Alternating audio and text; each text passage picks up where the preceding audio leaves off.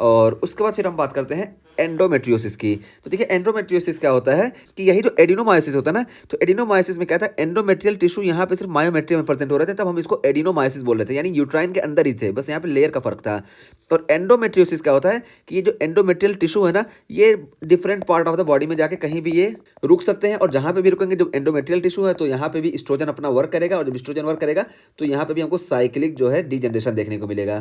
तो ये चीज़ हमको देखने को मिलेगी एंडोमेट्रियोसिस कंडीशन में। एडिनोमायोसिस का ही समझो सीवियर फॉर्म है एंडोमेट्रियोसिस। एडिनोमायोसिस यूट्रस तक ही कन्फाइन रहता है, जबकि एंडोमेट्रियोसिस पूरी बॉडी में कहीं भी देखने को मिलता है। हम लिस्ट बात करें तो ये हमको सीएनएस या स्प्लीन में बहुत रेयर ही देखने को मिलता है, बाकी पूरी बॉडी में हमको कहीं भी एंडोमेट्रियोसिस देखने को मिल सकता है। अभी कॉमन पॉइंट्स क्या क्या है हम बताते हैं। तो देखिए एंडोमेट्रियोसिस होता क्या है, presence of endometrial tissue, gland and stroma. देखिए ग्लैंड और स्ट्रोमा दोनों प्रेजेंट होंगे, तभी तो एंडोमेट्रियम का जो फंक्शन है, यानी मेंस्ट्रुअल साइकिल वगैरह जो होती है, एस्ट्रोजन डिपेंडेंट होते हैं, तभी होगा। तो ग्लैंड और स्ट्रोमा दोनों जो होंगे ये प्रेजेंट होंगे कहाँ, आउटसाइड ऑफ यूट्रस। तो देखिए यूट्रस के बाहर जब एंडोमेट्रियल टिश्यू प्रेजेंट होंगे तो इसको हम बोलते हैं एंडोमेट्रियोसिस। और इसके कॉज की बात की जा रही है तो may be due to ectopic implantation of endometrial tissue. तो क्यों होगा, तो देखिए बताया जा रहा है ectopic implantation of endometrial tissue. तो जो एंडोमेट्रियल टिश्यू है ना, इनका एक्टोपिक इम्प्लांटेशन हो जाएगा, यानी एंडोमेट्रियल टिश्यू यहाँ से जाके कहीं भी चले जाएंगे, मतलब यहाँ से जाके किसी भी तरह से ये एंडोमेट्रियल टिश्यू ये दूसरी जगह पे जाएंगे और वहाँ पे ये रहेंगे, एक्टोपिक इम्प्लांटेशन होगा। और इसके फिर सेपरेट की बात की जा रही है कि ये एंडोमेट्रियल टिश्यू कैसे जाएंगे। तो देखिए सबसे मोस्ट कॉमन जो होता है रेट्रोग्रेड मेंसेस, ठीक है। तो रेट्रोग्रेड मेंसेस में क्या होता है, नॉर्मली मेंस्ट्रुअल साइकिल इस तरह होती है और यहाँ से ब्लड शेड इधर होता है, ठीक है। तो एंडोमेट्रियल टिश्यू जो हल्का फुल्का ये शेड ऑफ होते हैं, ये इधर निकल जाते हैं, ठीक है, वजाइना के थ्रू। लेकिन कभी कभी क्या होता है कि रेट्रोग्रेड मेंस फ्लो होता है, तो यहाँ पे मान लो कोई ब्लॉकेज वगैरह है तो इसकी वजह से रेट्रोग्रेड मेंस फ्लो होगा, और जब रेट्रोग्रेड मेंस फ्लो होगा तो यहाँ पे देखिए ये एंडोमेट्रियल टिश्यू ये इधर भी चले जाएंगे। और देखिए मोस्ट कॉमन इसीलिए ओवरी होता है, सबसे पहले ये ओवरी में पहुंचते हैं, इसलिए मोस्ट कॉमन एंडोमेट्रियोसिस हमको ओवरी में देखने को मिलता है। ओवरी के बाद फिर ये देखिए ये पाउच ऑफ डगलस है। तो पाउच ऑफ डगलस यहाँ पे भी हम दिखाएं, कहाँ गया, बनाए हैं, ये देखिए ये पाउच ऑफ डगलस है, ठीक है। तो ये पाउच ऑफ डगलस में भी चला जाता है। तो ये पाउच ऑफ डगलस है, तो मोस्ट कॉमनली ओवरी में जाएगा, फिर पाउच ऑफ डगलस में जाने का चांस रहता है। तो यही बताया गया may be due to ectopic implantation of endometrial tissue. Endometrial tissue का एक्टोपिक इम्प्लांटेशन होगा, और यहाँ पे retrograde menses most common cause है। और जब इसका रेट्रोग्रेड फ्लो होता है तो इसी को हम बोलते हैं सिम्पसन्स थ्योरी ऑफ इम्प्लांटेशन। तो सिम्पसन्स थ्योरी ऑफ इम्प्लांटेशन यानी ये रेट्रोग्रेड जब फ्लो होगा तब ये होगा। और इसमें हमको क्या देखने को मिलेगा, मोस्ट कॉमनली ओवरी इन्वॉल्व होती है, सबसे ज़्यादा कॉमन हमको ओवरी में देखने को मिलता है एंडोमेट्रियोसिस। और सेकंड जो होता है हमारा, ये देखिए ये पाउच ऑफ डगलस में देखने को मिलता है। और थर्ड जो होता है यूट्रोसैक्रल लिगामेंट में। अब यूट्रोसैक्रल लिगामेंट की बात आई तो दिखा देगा यूट्रोसैक्रल लिगामेंट कहाँ होता है। तो ये देखिए, ये देखिए ये जो होता है सर्विक्स है, और सर्विक्स में देखिए ये जो होता है सैक्रम होता है, ये देखिए ये देखिए ये प्यूबिक सिम्फाइसिस है। तो ये सैक्रम से ये जो सर्विक्स को जोड़ता है ना, इसी को हम बोलते हैं यूट्रोसैक्रल लिगामेंट, ठीक है। यूट्रोसैक्रल लिगामेंट ये हो गया। तो यूट्रोसैक्रल लिगामेंट इसका थर्ड मोस्ट कॉमन साइट है, यहाँ पे हम बताएं। और ब्लड वेसल्स के थ्रू भी ये सेपरेट हो सकता है, और लिम्फेटिक्स के भी थ्रू ये सेपरेट हो सकता है। और अगर लिम्फेटिक के थ्रू ये सेपरेट हो रहा है ना, तो इसको हम बोलते हैं हेल्मन्स थ्योरी ऑफ डिजनरेशन। डिजनरेशन नहीं, हेल्मन्स थ्योरी ऑफ लिम्फेटिक सेपरेट बोलेंगे इसको, ठीक है, अगर लिम्फेटिक के थ्रू ये सेपरेट हो रहा है। तो ये हो गया हमारा, और ये मोस्ट कॉमनली हमारे सेपरेट होता है अम्बेलिकस में, ठीक है। देखिए हम यहाँ पे बता दिए कि मोस्ट कॉमनली अम्बेलिकस में सेपरेट होगा। और उसके अलावा फिर क्या है, और metaplasia of remnant progenitor cells. तो हो सकता है रेमिनेंट प्रोजेनिटर सेल्स जो है ना, इनका मेटाप्लेजिया हो जाए। तो रेमिनेंट प्रोजेनिटर सेल्स जो है ये कहीं भी प्रेजेंट होते हैं, तो जहाँ प्रेजेंट हुए अगर इनका मेटाप्लेजिया हो गया और मेटाप्लेजिया होकर ये एंडोमेट्रियल सेल में कन्वर्ट हो गए, तो भी हमको एंडोमेट्रियोसिस देखने को मिलेगा। तो यहाँ पे ये बताया गया कि एक्टोपिक इम्प्लांटेशन देखने को मिलेगा। और एक्टोपिक इम्प्लांटेशन क्यों देखने को मिलेगा, मोस्ट कॉमनली हमको रेट्रोग्रेड मेंसेस की वजह से देखने को मिलेगा, जिसको हम सिम्पसन थ्योरी ऑफ इम्प्लांटेशन बोलते हैं। और ब्लड वेसल के भी थ्रू ये सेपरेट होता है, और लिम्फेटिक सेपरेट के जरिए भी एक्टोपिक ओकाई का फॉर्मेशन करता है, ठीक है। और उसके अलावा फिर ये मेटाप्लेजिया भी हो सकता है रेमिनेंट प्रोजेनिटर सेल्स का। तो ये सारे इसके कॉज हो गए। और उसके बाद फिर देखिए टिपिकली इन्वॉल्व्स पेल्विक साइड। तो मोस्ट कॉमनली ये होता है ये पेल्विक साइड में हमको देखने को मिलता है। देखिए यहाँ पे सिम्पसन थ्योरी ऑफ इम्प्लांटेशन जो होता है यही मोस्ट कॉमन होता है। देखिए ओवरी, पाउच ऑफ डगलस और यूट्रोसैक्रल लिगामेंट्स यहाँ पे होता है। तो यही मोस्ट कॉमन पेल्विक साइट होता है। और सच एज सुपरफिशियल पेरिटोनियम, तो सुपरफिशियल पेरिटोनियम में भी ये सेपरेट हो सकता है। और जब सुपरफिशियल पेरिटोनियम में सेपरेट होता है ना, तो ये येलो ब्राउन कलर का दिखता है, जिसको हम पाउडर बर्न बोलते हैं, ठीक है। पाउडर बर्न अपीयरेंस या गन शॉट अपीयरेंस बोलते हैं। ये देखिए यहाँ पे हम दिखाएं, ये देखिए येलो ब्राउन कलर का ये दिखता है। और ये जो है इसको हम बोलते हैं पाउडर बर्न अपीयरेंस या गन शॉट अपीयरेंस। तो ये हो गया हमारा एंडोमेट्रियोसिस के बारे में।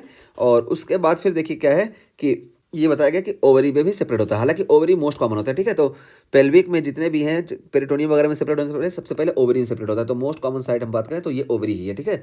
तो ओवरी में जब सेपरेट होगा तो क्या करेगा, ओवरी में सेपरेट होगा, forms blood filled chocolate cyst called endometrioma. तो देखिए ब्लड फिल्ड चॉकलेट सिस्ट का फॉर्मेशन करता है जिसको हम एंडोमेट्रियोमा बोलते हैं। तो ये देखिए ओवरी में जब ये जाता है ना, तो ओवरी में जब मेंस्ट्रुअल होगा तो यहाँ पे देखिए जब मेंस्ट्रुअल साइकिल होती है तो ब्लड इधर से बाहर निकल जाता है, लेकिन ओवरी में जब ब्लड होगा ना तो ये आसानी से बाहर नहीं निकलेगा, इस वजह से इन्फ्लेमेशन वगैरह कॉज कराएगा और यहाँ पे हमको हीमोसिड्रिन का डिपोजिशन देखने को मिलेगा ओवरी में।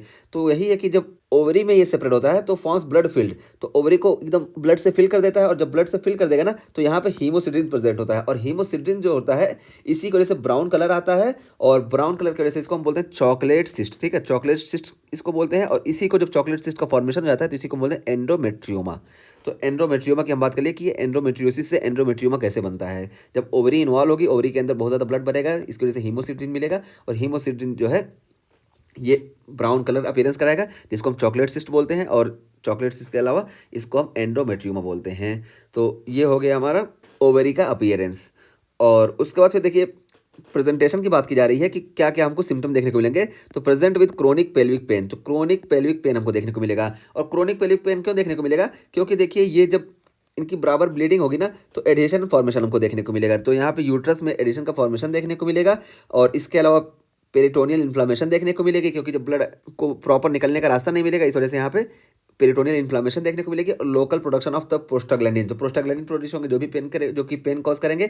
और यहाँ पे देखिए एक्स्ट्रा पॉइंट हम बताएं कि डीप जो होंगे, जितना ज़्यादा डीप होगा लीजन ना, जैसे यहाँ पे है जितना ज़्यादा डीप होगा पेन उतना ज़्यादा होगा। अगर ये सरफेस एरिया ज़्यादा है ना तो इसका पेन ज़्यादा नहीं होगा, जितना ज़्यादा डीप होगा पेन उतना ज़्यादा होगा। क्यों, क्योंकि जितना ज़्यादा डीप होगा नर्व उतनी ज़्यादा इफेक्टेड होंगी, इस वजह से डीप जो होता है ना डायरेक्टली प्रोपोर्शनल होता है पेन के, जितना ज़्यादा डीप होगा उतना ज़्यादा इसमें पेन देखने को मिलेगा। तो ये present with chronic pelvic pain हम बात कर लिए इसके मैकेनिज्म की भी। और क्रोनिक पेल्विक पेन में हमको क्या देखने को मिलेगा, देखिए डिस्मेनोरिया, ये मोस्ट कॉमन सिम्टम इसका, ठीक है। डिस्मेनोरिया हमको देखने को मिलेगा और ये भी सेकेंडरी डिस्मेनोरिया होगा। और डिस्पेरोनिया देखने को मिलेगा। डिस्पेरोनिया क्या है कि pen at the time of intercourse, तो इंटरकोर्स के टाइम पे जब पेन होगा इसको हम डिस्पेरोनिया बोलते हैं। तो डिस्मेनोरिया डिस्पेरोनिया हमको देखने को मिलेगा। और एबनॉर्मल यूट्राइन ब्लीडिंग, ठीक है, एबनॉर्मल यूट्राइन ब्लीडिंग देखने को मिलेगी, वो भी हैवी मेंस्ट्रुअल ब्लीडिंग यानी मेनोरेजिया हमको देखने को मिलेगा। और इनफर्टिलिटी भी हमको देखने को मिलेगी, इनफर्टिलिटी देखने को मिलेगी, ये क्या है सेकंड मोस्ट कॉमन कॉज है। और उसके अलावा थर्ड मोस्ट कॉमन कॉज की हम बात करें तो देखिए एंडोमेट्रियोमा की हम बात करें ना, यही थर्ड मोस्ट कॉमन कॉज है।